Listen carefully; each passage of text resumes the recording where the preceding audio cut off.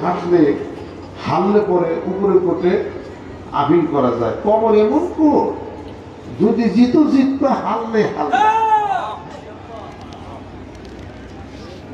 টাকা সাথে যাবে না, স্বর্ণের দাঁত সাথে যাবে না, টুপি যাবে না, জুব্বা যাবে না, যাবে হলো কাপড়।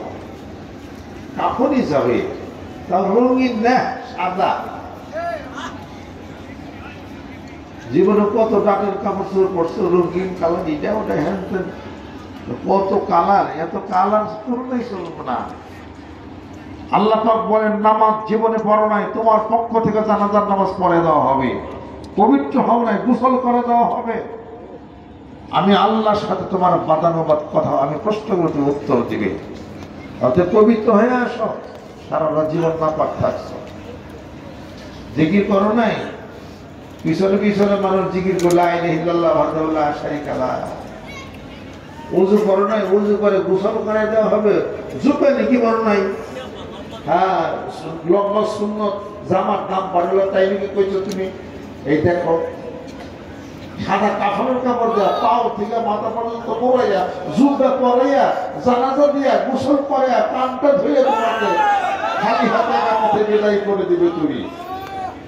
ওই যে কবর দেখা যায়, মাটি ধরে মাটিতে মিশে যাবে। এবার আমার সামনে দাঁড়াবে, وكلهم آتيه يوم القيامة فردا।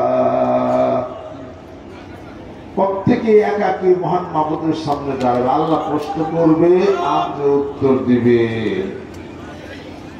ওই জায়গায় দুনিয়ার যে নেতা আসলে বস যাইবনি সাথে, মুফাসসিরিন কোরআন যাবেনি সাথে, ঈশ্বর যাইবনি সাথে,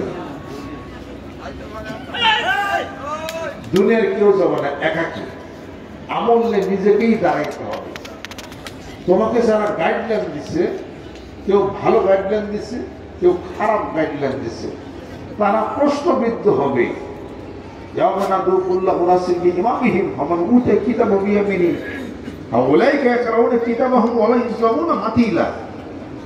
তাদেরকে ধরা হবে, নেতৃত্বেরও প্রশ্ন করা হবে।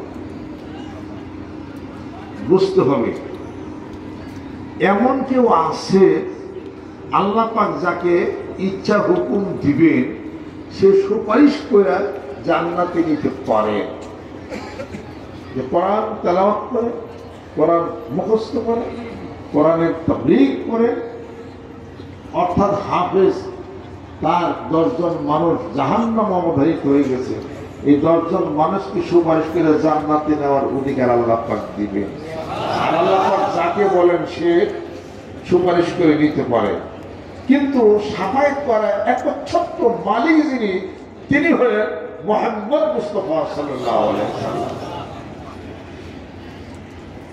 তাকে সেই অধিকার আল্লাহ পাক তাকেই দিবেন একমাত্র তিনি, আর কোনো নবী না। সব নবী খালি বলবে ইয়া নাফসি ইয়া নাফসি। আল্লাহ নবী সাল্লাল্লাহু আলাইহি ওয়াসাল্লাম বলবেন রব্বি হাবলি উম্মতি। যেরকম সুবহানাল্লাহ। অকলা সওয়াবা, সে যথার্থই বলবে। যালিকা ইয়াউমুল হক ফামান শাত্তাখাযা ইলা রাব্বিহি মাআবা ইন্না আনযারনাকুম আযাবান করিবা ইয়াওমা ইয়ানযুরুল মার'উ মা কাদ্দামাত। আল্লাহ পাক সূরা নামার মধ্যে আল্লাহ পাক ঘোষণা করেন।